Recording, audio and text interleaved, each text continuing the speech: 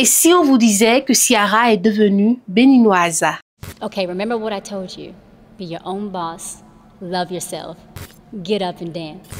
Level up. Oui, la star mondiale du R&B foule pour la toute première fois le sol de ses ancêtres, le Bénin. Mais ce n'est pas juste un voyage symbolique, c'est un chapitre de plus dans une longue histoire de retour. Ce 25 juillet 2025, Ciara atterrit à l'aéroport de Cotonou, accueillie comme une reine. Et ce n'est pas un hasard. Elle a officiellement obtenu la nationalité béninoise dans le cadre d'un programme inédit. Le Bénin propose désormais d'accorder la nationalité à tout afrodescendant capable de prouver ses origines béninoises. Une décision saluée mais aussi observée de près. Car l'histoire nous l'a montré, ce n'est pas la première fois que les Noirs américains entament un retour aux sources.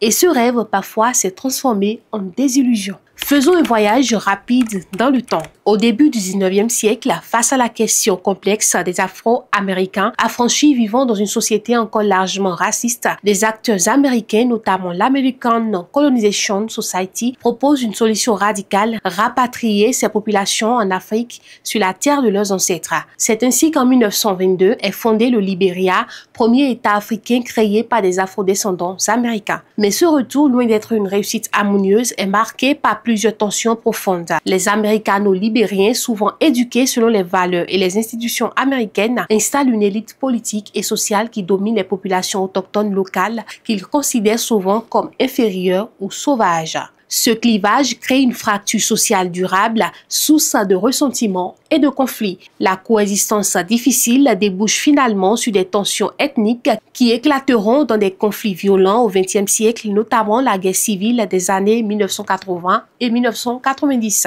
Parlons maintenant de Marcus Garvey et du mouvement Back to Africa dans les années 1920. Marcus Garvey, leader jamaïcain charismatique, a porté dans les années 1910 et 1920 un message puissant d'émancipation pour la diaspora noire mondiale. Le retour en Afrique devait être la clé d'une renaissance noire, d'une fierté identitaire et d'une indépendance politique.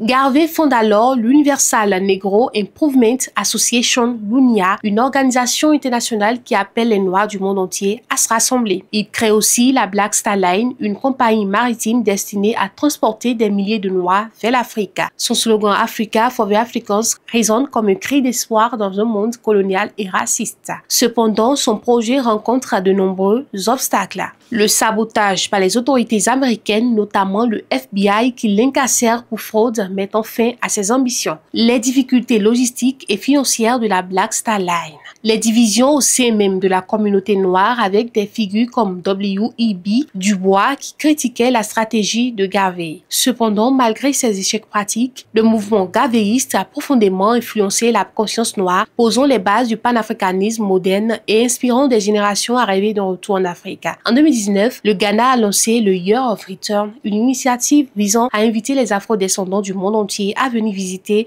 investir, voire s'installer dans ce pays de l'Afrique de l'Ouest, berceau de nombreuses lignées africaines. L'opération a rencontré un succès médiatique et touristique majeur. Plus d'1 million de visiteurs, parmi lesquels des célébrités, des entrepreneurs, des artistes et des familles entières sont venus honorer leurs racines. Cet événement a contribué à renforcer les liens culturels et économiques entre le Ghana et la diaspora africaine, donnant un souffle nouveau à l'idée du retour. Mais derrière le succès symbolique, les défis restent nombreux. L'intégration socio-économique des nouveaux arrivants n'est pas toujours aisée. Certains locaux peuvent percevoir ces retours comme une forme de néocolonialisme culturel ou économique.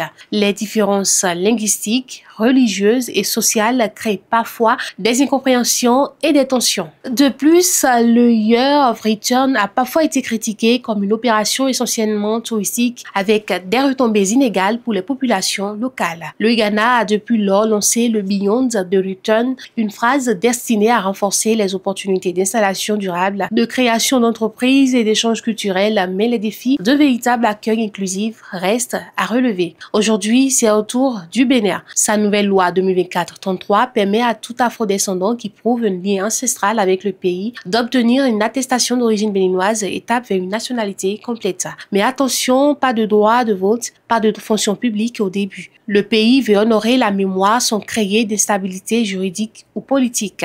Une ouverture maîtrisée mais dont l'équilibre sera fragile. Et si demain, des centaines de milliers d'afro-descendants obtenaient la nationalité béninoise, s'ils demandaient le droit de vote ou une place dans les institutions, si leur pouvoir économique ou symbolique devenait plus fort que celui des nationaux, que penseraient les populations locales? Et si, sans le vouloir, on recréait un Libéria 2.0 avec ses clivages, ses tensions, ses frustrations? La vérité est que le retour en Afrique ne peut pas être qu'émotionnel.